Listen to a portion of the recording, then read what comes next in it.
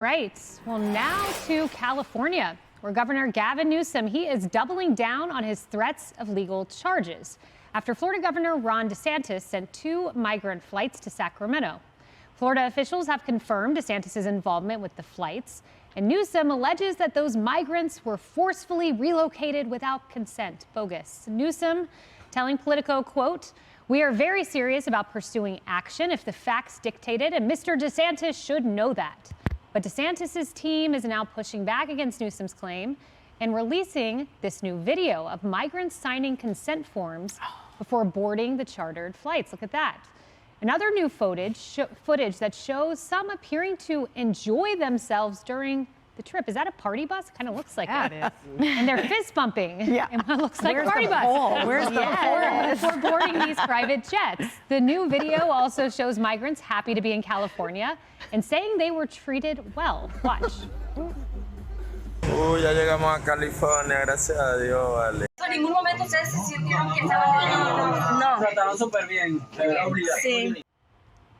Kennedy, I've not seen many kidnappings that involve party buses, and thank you. I mean, when Emily Campagno was in charge of the activity weekend. Oh, then maybe. Right. I thought I saw Kennedy and Emily on one of those party buses, and there was a pole in the middle. Oh, my so gosh. I don't know. You need direction. Hanging out with A you flagpole with a U.S. flag. But I will say this, like, Gavin Newsom seems very angry. He should be delighted. That's a sanctuary state. He's the governor of the largest sanctuary state in the country. And he should have sent Governor DeSantis a fruit basket and a handwritten thank you note, because all of these people are very eager to go participate in the California dream. Unfortunately, when they land, they're going to see rampant homelessness and exorbitant taxes when they try and pay for anything. So I don't know why Governor Newsom is upset about this. He should really be welcoming all of his new California friends. He should be. And let's talk a moment about consensual kidnapping, how that works in the law, Emily. Sacramento Bee saying kidnapping charges for DeSantis, Newsom's threat over migrant flights are a ploy. And there was this quote, and it stuck out to me because it's UC Berkeley. Yeah. So, you know, a big lib place. This is a professor. There's an irony to the fact that these criminal justice progressives who get elected on a criminal justice reform agenda are now trying to use criminal law in pretty expansive and creative ways to forward their political agenda. Interesting. So bogus charges. Yeah, Professor Roth was right on the money there. So essentially, we knew this was a political ploy to begin with. We knew this was another tactic for attention grabbing that Governor Newsom loves to embroil himself in. But the fact remains that for someone that sanctions not prosecuting anything above $900, that has let his state fall to absolute ruin because of the lack of law and order there, for him to wield this, for him to cite this as an actual tactic and tool against another sitting governor while ignoring completely the floodgates that deeply and detrimentally impact all of the Californians under his watch, it's just a joke. And that's the problem with this, is that while the rest of us Americans are dealing with putting food on the table and buying our kids' school supplies, we're trying to figure out how the resources in our communities go effectively toward us, they are behaving on stage as if it's one big audition for the White House.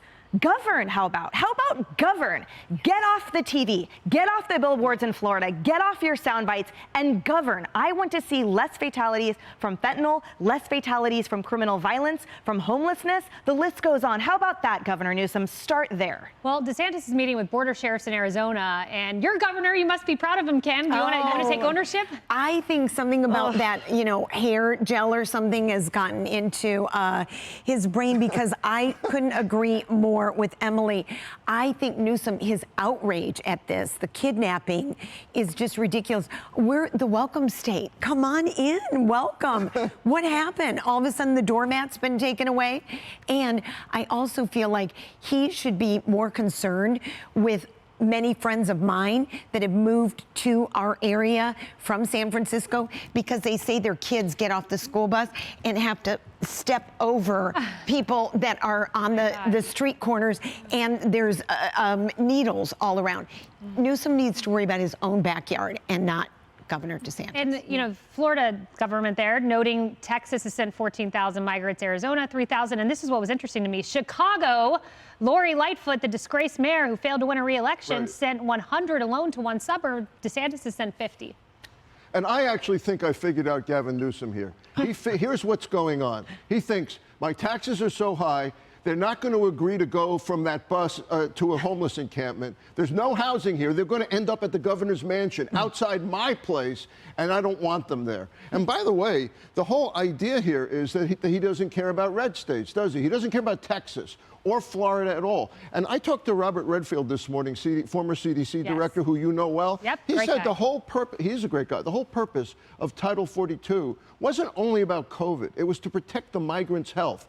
And by rescinding it, we've had so many thousands and thousands of people flooding across the border, putting public health at risk, overloading hospitals, overloading communities. What are the border communities supposed to do? By sending people to places like Gavin's backyard, I think they're sending a message here. What about a national response to this that says, by the way, for decades in the United States history, we checked people for health issues before they came into the United States. That's safe. We're not checking illegal immigrants when they come in, and they're spreading diseases. No, and now we want to put them in homes, private residences in New York City. Wow, interesting. What a plan.